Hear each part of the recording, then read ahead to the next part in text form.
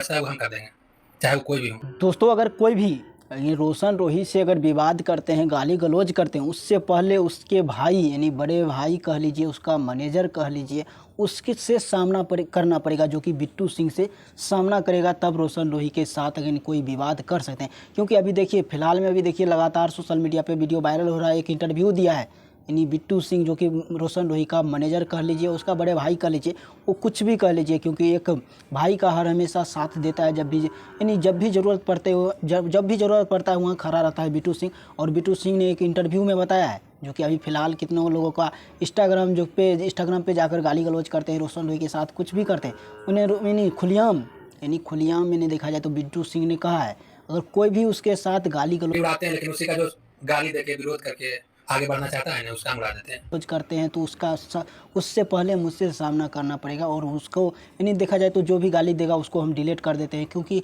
जो कि आप लोग देखे होंगे अभी ट्रेंड चला है, इंस्टाग्राम पे अकाउंट डिलीट होता है और बिट्टू सिंह खुलेआम बोलता है, अगर उसके विरोध में कोई भी अगर उसको गाली गलौज करते हैं तो हम छोड़ते नहीं हैं, डायरेक्ट डिलीट कर देते हैं। ऐसे ही विरोध करते रहता है कि आप कैसे आगे बढ़े। ये दोस्तों, एक बात तो तय है कि बिट्टू सिंह हर हमेशा भाई का फर्ज निभाते हैं।